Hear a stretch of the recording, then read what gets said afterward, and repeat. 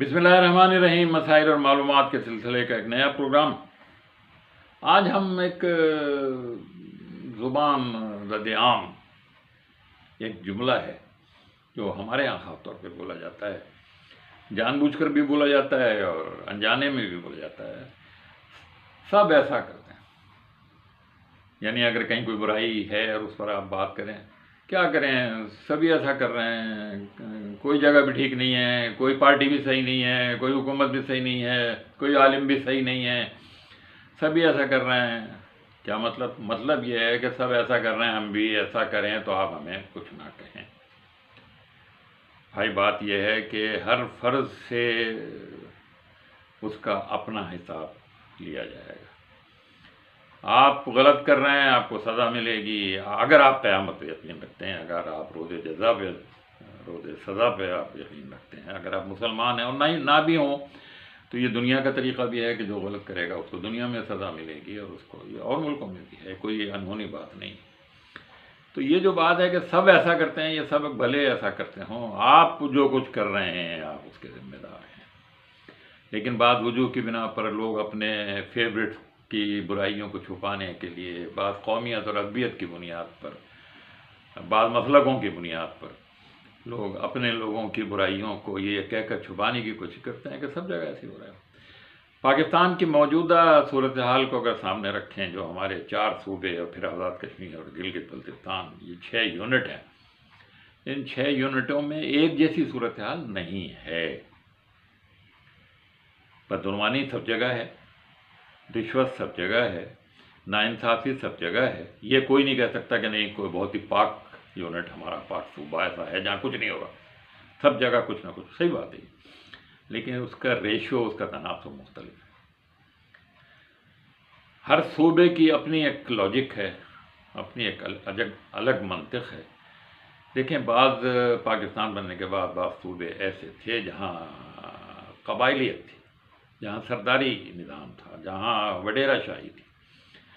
بعض صوبے ایسے تھے جہاں مڈل کلاس اچھی خاصی مؤثر تھی، پڑھے لکھے لوگ بھی تھے، تعداد کم تھی لیکن وہ بااثر تھے۔ بعض صوبے ایسے تھے جہاں ان کی روایات ایسی تھیں بہت اچھی، جن روایات کی وجہ سے وہاں امن و امان تھا، وہاں سکون تھا، وہاں بے ایمانی اور چوری کی رفتار کم تھی۔ تو اسی طرح سے پاکستان کے ان 4 صوبوں کے جو حالات اس وقت ہیں وہ بھی ایسے ہی، کہیں پر سرداری اور قبائلی نظام ہے، کہیں پر عصبیت اور بولی اور زبان کا مسئلہ ہے، کہیں پر چودھری اور مزارے کا مسئلہ ہے، کہیں پر خان اور مزارے کا مسئلہ ہے۔ لیکن بہرحال ان سب صوبوں کا اگر مقابلہ کیا جائے تو کسی صوبے کی حالت اچھی، کسی کی زیادہ اچھی، کسی کی خراب، کسی کی زیادہ خراب۔ مثلاً ڈیولپمنٹ کا جو بجٹ ان صوبوں میں ہوتا ہے، بعض صوبوں میں ان میں سے بیوروکریسی اور حکومتی سیاستدان اور یہ سب مل کر 50-60% کھا جاتے ہیں، لیکن 40% لگاتے ہیں۔ نتیجہ یہ ہے کہ ان صوبوں میں، ان شہروں میں ترقی نظر آتی ہے، اچھے پارک نظر آتے ہیں، اچھے باغات نظر آتے ہیں، ٹریفک کا نظام اچھا نظر آتا ہے، دفتروں میں کام لوگوں کے جلدی ہو رہے ہوتے ہیں۔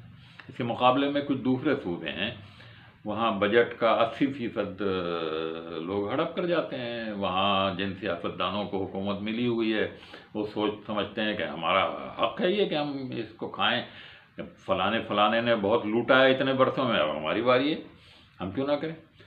تو ایسے صوبوں کے لوگ جب ان سے بات کی جائے تو وہ عصبیت کی بنا پر، قومیت کی بنیاد پر یہ جملہ دہراتے ہیں۔ سب جگہ ایسے ہی ہو رہا ہے، سب جگہ نہیں ہو رہا ایسا۔ آپ جا کے دیکھیں، کہیں 50% بجٹ لگ رہا ہے تو وہاں ترقی نظر آ رہی ہے، اگر آپ کے یہاں 80% بجٹ کھایا جا رہا ہے تو آپ کو ترقی نہیں ملے گی۔ کراچی کا لاہور کا مقابلہ کریں، کراچی کا پشاور کا مقابلہ کریں، آپ کو واضح فرق نظر آئے گا۔ فرق کیوں نظر آئے گا؟ اس لیے کہ وہاں کچھ نہ کچھ لگ رہا ہے، کھا رہے ہیں وہاں، لیکن آپ کے ہاں جس طرح سے کھایا جا رہا ہے اس پر غور ہونا چاہیے۔ یہ جملہ کافی نہیں ہے کہ ہر جگہ ایسا ہو رہا ہے۔ آپ گھومیں پھریں دیکھیں، ہر جگہ ایسا نہیں ہے، کہیں کم ہے، کہیں زیادہ ہے۔ تو آپ زیادہ بدعنوان معاشروں میں اپنے آپ کو کیوں شامل کرنا چاہتے ہیں؟ آپ کے ہاں نقل کا رواج کیوں ہے؟ آپ کے ہاں کاپی کا رواج کیوں ہے؟ آپ کے ہاں جعلی ڈگریوں کا رواج کیوں ہے؟ آپ کے ہاں سفارش کا رواج کیوں ہے؟ اور صوبہ سرحد کو دیکھ لیں، انہوں نے سب کچھ کیا لیکن انہوں نے اپنے بچوں کی تعلیم نہیں خراب کی. انہوں نے معیار تعلیم، آج صوبہ سرحد کے جو تعلیمی ادارے ہیں میرا خیال ہے پاکستان میں سب سے اچھی تعلیم وہاں دی جا رہی ہے، اس لیے کہ انہوں نے اپنی قوم کے مستقبل کا.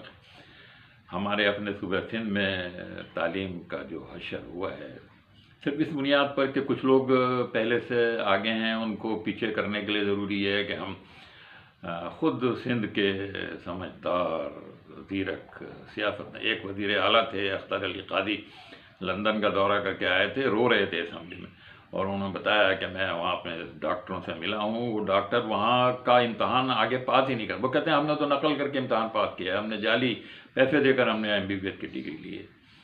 تو اب یہ اپنا اچھا آج کیا وجہ ہے کہ ایسے ڈاکٹروں کے پاس لوگ جاتے نہیں ہیں علاج کے، وہ اپنا کلینک نہیں کھول سکتے.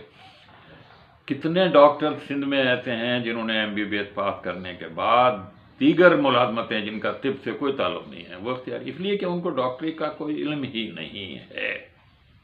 ماشاءاللہ ہماری خواتین اس معاملے سے مستثنیٰ ہیں. ہماری خواتین چاہے سندھ کے اندر کے علاقے کی ہوں چاہے کراچی کی ہوں، وہ ماشاءاللہ تعلیم میں بہت اچھی ہیں اور وہ محنت کر کے پڑھتی ہیں، تو ان پر تو بھروسہ کیا جا سکتا ہے.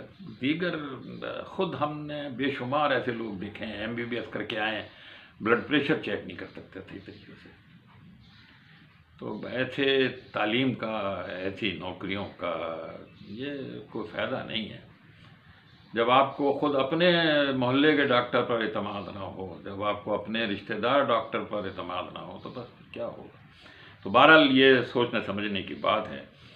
یہ جو احساس زیاں ہے یہ اگر رہے، باقی ہمیں یہ خیال رہے کہ ہم اپنا نقصان کر رہے ہیں، لیکن اگر ہمیں یہی خیال نہیں ہے ہم نے صرف دوسروں کو پیچھے کرنا ہے، ہم نے ان کی جگہ لینی، یہ اگر ہماری سوچ ہے تو بس پھر کچھ نہیں ہو سکتا. پھر اس کا جو 5-10 سال کے بعد جو کچھ نتائج نکلیں گے وہ ہمیں سامنے رکھنے چاہیے. کوتاہیاں ہر جگہ ہیں، خرابیاں ہر جگہ ہیں، بدعنوانی ہر جگہ ہے، برے لوگ بھی، مگر اچھے لوگ تو ہیں نا. اچھے لوگ بھی اگر ان باتوں کو یہ کہہ کر ٹال دیں کہ اس سے ہماری برائی ہوتی ہے، اس سے ہماری کمزوری نظر آتی ہے، تو ہم بھی یہی کہیں گے بس اب ایسے ہی کرتے ہیں. بھائی اگر آپ کا بھی رویہ یہی رہا تو یقین مانیں آپ کے آئندہ نسل کا جو حال ہوگا وہ بس ایسا نہیں ہے کہ آپ اس کو سوچ نہ سکیں. ابھی سے آپ سوچ لیں. انور سید کو اجازت دیجیے. اللہ حافظ.